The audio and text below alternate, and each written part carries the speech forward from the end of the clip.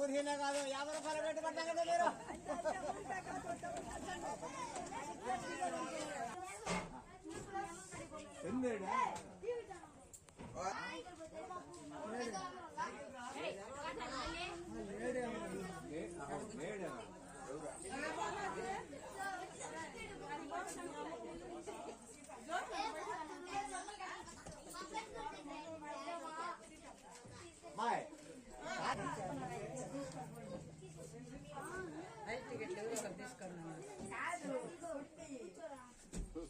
ఎక్కడ కొట్టామా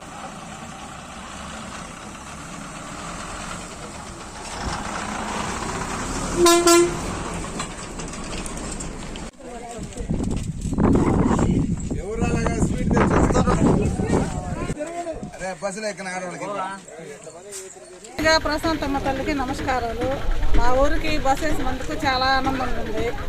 ఎన్ని సంవత్సరాల నుంచో ఎదురు చూస్తున్నాం ఈ బస్సు కోసం. మా ఆడవాళ్ళ కష్టాలన్నిటిని అర్థం చేసుకొని మాకు బస్సు వేసినందుకు నీకెంతో ధన్యవాదాలు తల్లి.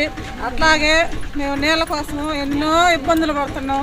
ప్రతిరోజు బిందులు ఎత్తుకొని బాయిలకి ట్యాంకర్లకి ఎవరు పోస్తారా ఎవరు ఇస్తారా అని చెప్పి ఎదురు చూస్తూ ఉన్నాం తల్లి. అలాగే ఆ నీళ్ళ కొరత కూడా తీర్చి మాకు అందరికీ మంచి చేసి మిగతా కొద్దిగా రోడ్లు ఉన్నాయి, ఆ రోడ్లు అవన్నీ బాగా చేసి